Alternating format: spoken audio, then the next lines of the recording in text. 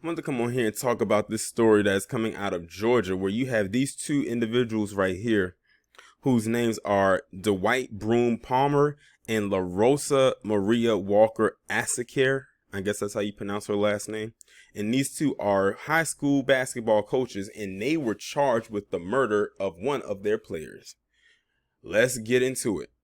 Two Georgia high school basketball coaches have been charged with second-degree murder in the death of a player. Imani Bell, a former student at Elite Schools Academy in Jonesboro, Georgia, died of kidney failure after collapsing during outdoor conditioning drills on August 13, 2019. Although the 16-year-old's death was originally ruled an accident, a grand jury said in July that coaches La Rosa Maria Walker Asakir and Dwight Broom Palmer were culpable for conducting outdoor conditioning training for student athletes in dangerous heat, which led to Bell's death. The heat index rose to 106 degrees Fahrenheit the day of Bell's collapse. I'm surprised that no other child collapsed. 106 degrees? That's crazy. And on top of that, she had kidney failure. Now, they knew they were supposed to be practicing on the indoors with the air conditioning unit. The autopsy report said that on the last lap of the conditioning drill, which included running a set of stairs, one of the coaches noticed Bell was tired, so he started walking the last lap with her and encouraged her. The coaches provided Bell with water, but when she reached the top of the stairs, she leaned into the rail and then went limp. The two coaches faced second-degree murder, second-degree child cruelty, involuntary manslaughter, and reckless conduct charges. Hey, they deserve every bit of that. First off, why were you having drills outside knowing that it was 106 degrees? That is insane. I remember when my first job was working at a day camp with kids ages 6 to 12, Monday through Friday from 9 a.m. to 3 p.m.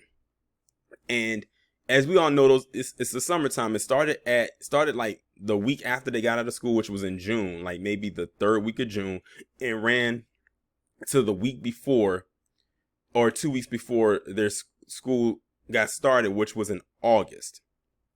So you're talking about about a month, almost 2 months of camp. Whenever there was an extremely hot day, like how it was displayed or explained in this article, we never, ever, ever took the kids outside. We found indoor activities for them to do. And because of the place, how they had us positioned in the school, because we did it inside of a school, the main hub was always in the cafeteria area. So there was a lot of open room because there was no tables put down except for the ones where they would eat at, which was near the window. And all the other open space, we would just find something for them to do on the inside. And there was plenty of stuff that you could do. And if you couldn't come up with anything, you became creative. We would never take them outside in that kind of weather because we would not want those issues. That's a lawsuit waiting to happen. And I'm very sure that her parents are suing them and probably did. And may even have sued the school. So now the school has more problems on their hand because of what they did. And now they're going to have even more problems because the charges got upgraded to second-degree murder. Meaning they didn't intentionally mean to for the person to die, but they died in their care knowing damn well they could have avoided it. Like, what were you doing out there? Because that was not a good look, not only for her, but the other people, the other kids that were there, and even for themselves. You knew it was that hot, 106 degrees, and you knew that this girl had kidney failure. So she had a health condition. I don't feel bad for either one of them. If they get found guilty, it is what it is. They just gonna have to do their time and learn their lesson behind what they did. And if there's any charges or any penalties and fines they gotta pay, they gotta pay it. I hear so many stories about heat strokes that happen during the summertime. This one could have been avoided. That's the crazy part about it. This could have been avoided. It did not have to happen. This girl did not have to die.